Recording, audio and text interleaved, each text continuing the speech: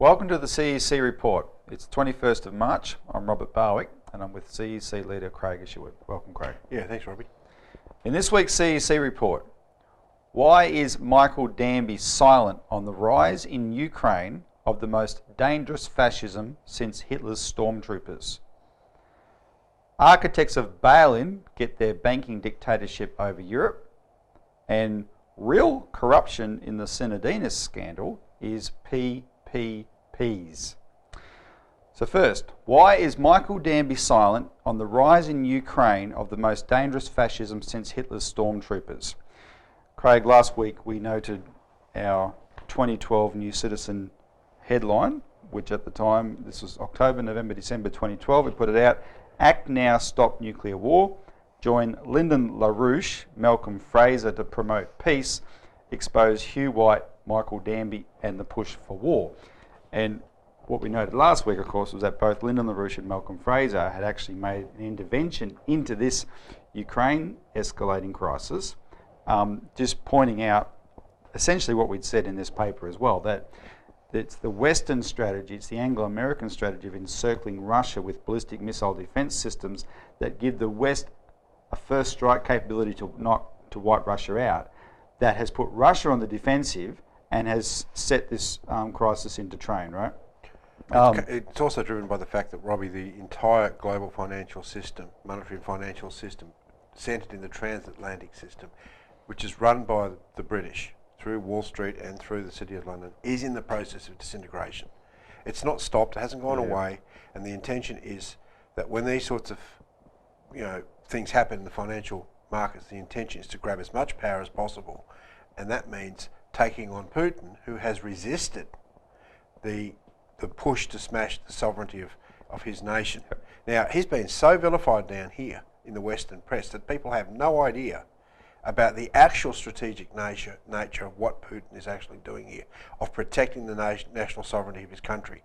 And I think when you look at this issue of Crimea, right, where you've had 90% turnout for the vote, 95% of people saying they want to join Russia, you can see why. It's because just over the border, they are seeing in their own country the rise of bloodthirsty neo-fascists, neo-Nazis, right on their doorstep.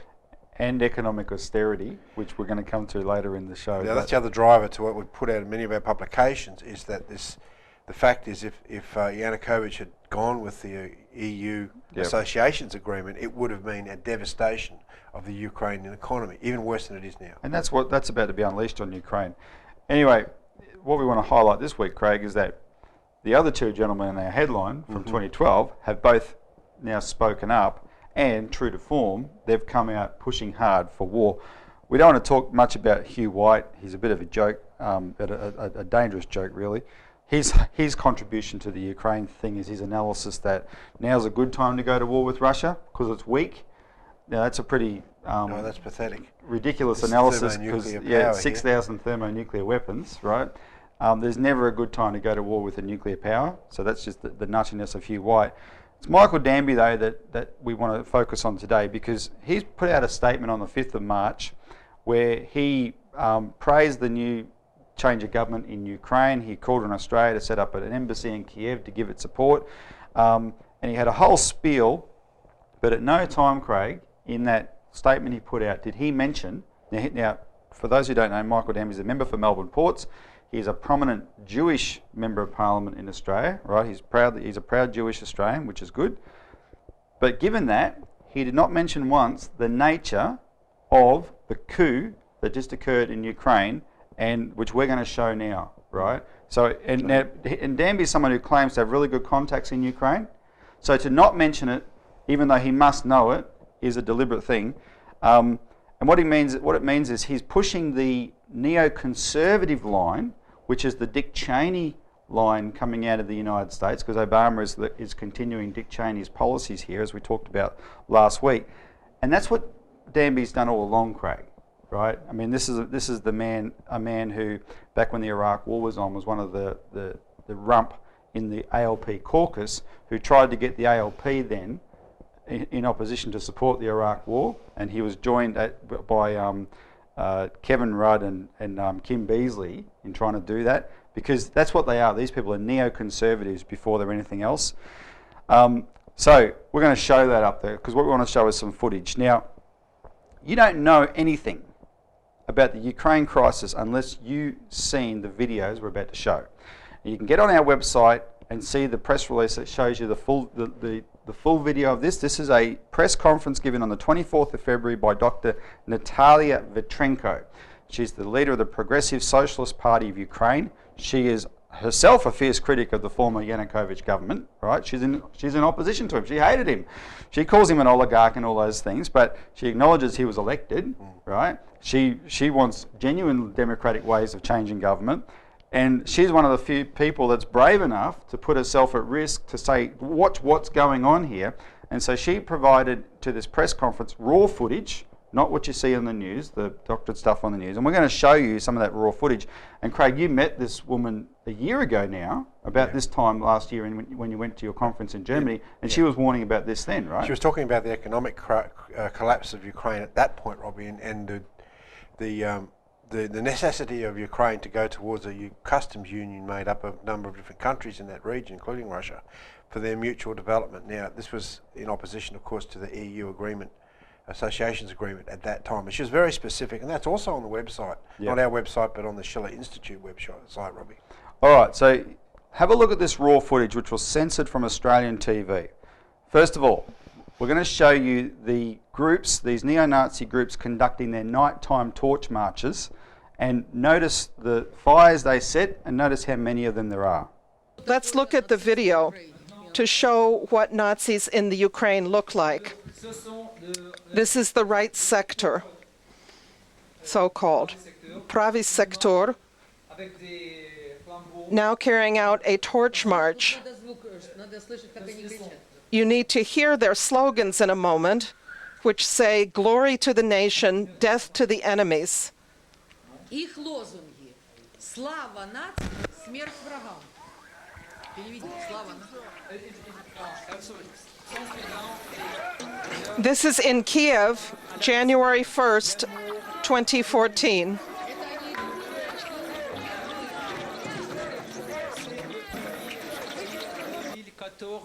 Alors ils font ce marche de flambeau. Alors ce sont des exercices militaires sur le Maïdan. Here they are training on the Maidan.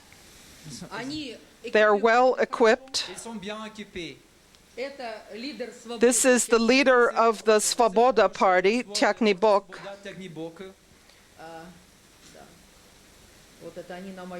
Here they are in. Ils sont bien traînés pour se battre. They are well trained in fighting. They're practicing in Kiev at the Maidan. Secteur droit, pravý secteur. The sign said right sector. Caché par les masques. They are always masked. Okay, this next bit of footage we're going to show you is the Dmitry Yarosh, who is the head, Craig, of Right Sector, who's a veteran of the Chechen terrorist uprising against Russia through the 90s and the 2000s, and remember the Chechen terrorist events. He's called on Chechens to rise up again with more terrorism. So you'll see him and his Right Sector and practicing their drills, etc., and perpetrating violence. This is the leader of Right Sector, Dmitro Yarosh. Again, a torch march. And this is what's called a peaceful demonstration.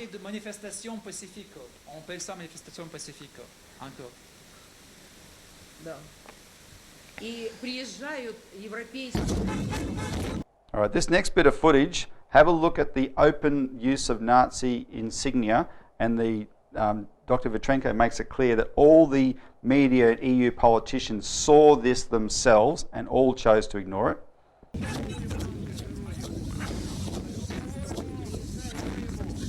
And the European politicians come and they see the posters of the Abwehr agents, Bandera and Shukhevich. Here you have the swastika on their armbands.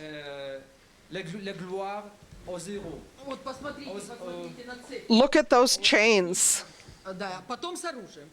Later they came with weapons, with guns.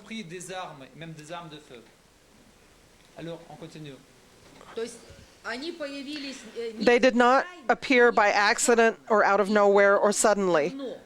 This has been prepared over a long period of time as a force for carrying out a coup. All right, now we're going to go to a longer clip because Pete, you have to see this. Now, all we were told in the Western press media, Craig, is about the police perpetrating violence against the protesters. This clip shows you, A, how many and how well organised these neo-Nazi groups were. Look at the line of cops who are all unarmed at this stage. They're just trying to hold their line. That what they're doing is, this is not in the square, this is protecting the government buildings, and look at what they cop from the protesters in terms of extreme violence. First, by the presidential administration with this peaceful demonstration, so-called. Here are the policemen behind the shields standing unarmed.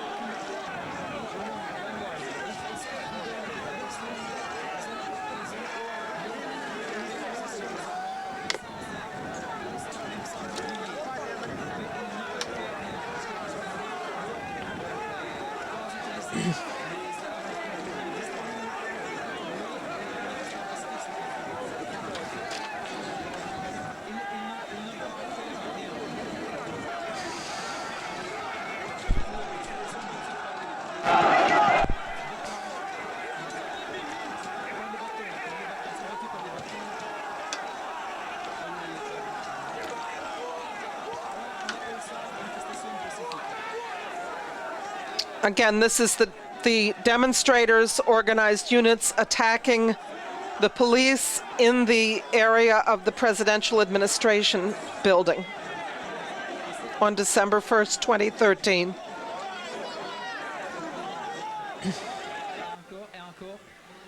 Et on vit que ça monte, la tension monte maintenant. C'est cocktail Molotov déjà, il y a encore les bâtons. They're using both cudgels and Molotov cocktails. C'est à côté de l'administration du président. Again, by the presidential administration headquarters.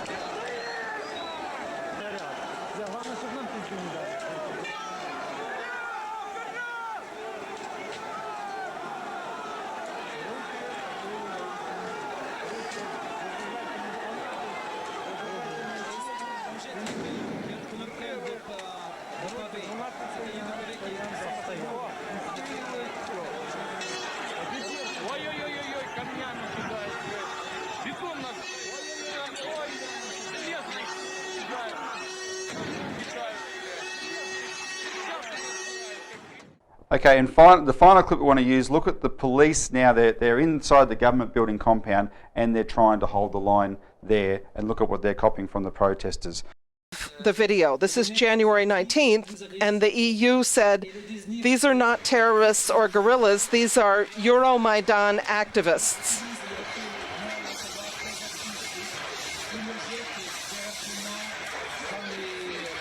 Each time the actions are more aggressive. On January 19th, you have them throwing Molotov cocktails at the police, setting them on fire.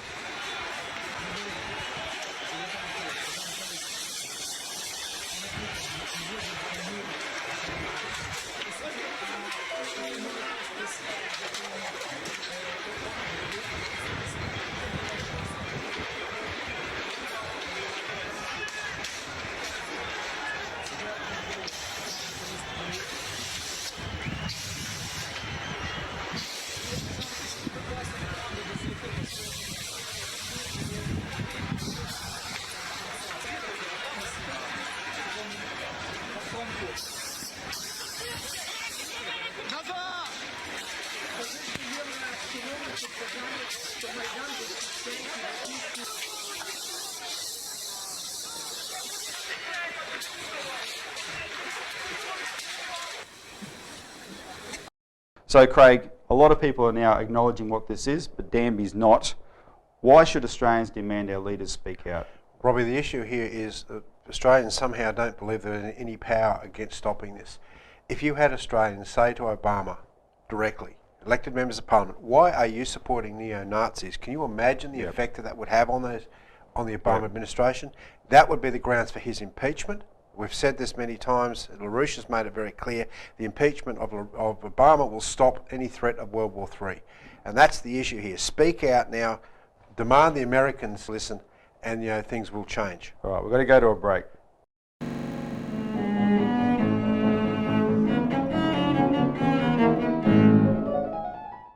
Welcome back to the CEC Report.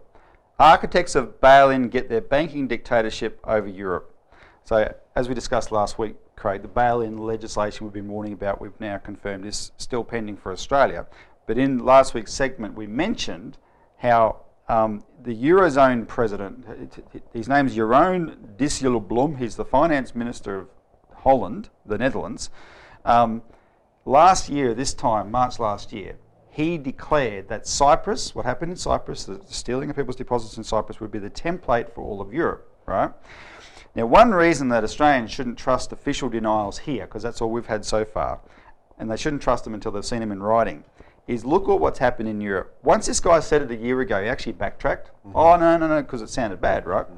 Well, overnight, or this week, that man has succeeded as the president of the Eurozone finance ministers in establishing something they had a goal all along, which is a single resolution regime across all of Europe, a single banking resolution regime, which means now that the European Union and the European Central Bank will be able to dictate how the too big to fail banks are resolved if they fail, and the national governments that they're in will not have a say. Right? This is the key thing. So that puts the goal of bail-in, which is what they have always wanted, outside of the authority of the various parliaments of Europe. And now the same authorities, between now and the month of October this year, they're going to embark on what they call stress testing of Europe's banks. And we've talked about this before. Everybody knows when they do this, they're going to have to go through their books and they're going to have to mark things to market, etc. And it's going to show up a whole bunch of those European banks to be bankrupt. That will cause a banking crisis, and then they will have to respond to that crisis, but they're already committing to keeping the too big to fail banks afloat through bail-in, and this will be their trigger to use it. And it made me wonder, Craig, no wonder the European Union is supporting actual fascism in Ukraine, because that's what they're implementing themselves in the EU. But to run a banking system, Robbie, you have to have fascism. Because the alternative to that is national banking and a government-controlled bank like the Commonwealth Bank, which is directed for the general welfare and the development of the economy for the benefit of the people. Yep. We're talking about a system that's there for the benefit of the banksters. And many, many people know what the banks are like when they're left unchecked as they are now. So this policy of bail-in that we've been talking about and screaming from the rooftops on this show and through our publications is a policy destined for Australia. They've already admitted they intend to create these new bail-inable bonds. Then, apart from superannuation companies, I don't know who's going to be foolish enough to buy them. But this is only one part of the direction, because we have 4 too big to fail banks in this country, the big 4. They're too big to fail. They've been acknowledged as being too big to fail. So what are they going to do when those banks get into trouble because of the property bubble exploding or the collapse of China as a market because of other factors? Yep. I mean, we're highly exposed even to overseas debt, because a lot of the loans that we get are foreign loans and that's mainly in the financial sector.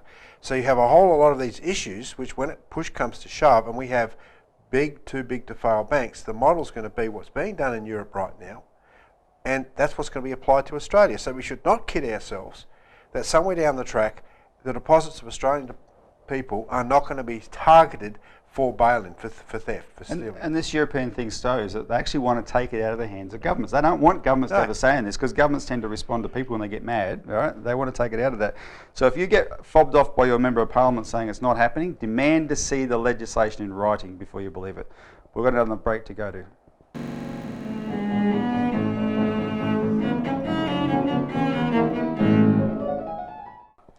Welcome back to the CEC Report. Finally, real corruption in Sinodinus scandal is the PPPs. So, Craig, we shouldn't actually say anything specific about Arthur Sinodinus per se. It's all before PPPs, Robbie, are public-private partnerships. Yes. Or another word for looting public assets. Yes. Well, so let's talk about it, because what I do want to comment on with this thing, it does appear that corruption in Australia, you would have to say, is bipartisan, right? It seems to be. You know, and poor Arthur, of course, didn't realise he was in business with Eddie O.B. But anyway, so the issue isn't, though, really how the Liberal Party got money and whatever, but look at this PPP setup itself, right? This was Australian Water Holdings, was a management company attached to Sydney Water, which is a big public utility. You can imagine how big it is in Sydney. And they wanted to win a contract to become a public-private partnership with the government to manage it more, etc. But what we've been talking about here for a long time is, and we've given examples, that in this case, but like others we've talked about, PPPs are the way that wealthy private interests can siphon the maximum profits out of public utilities and services.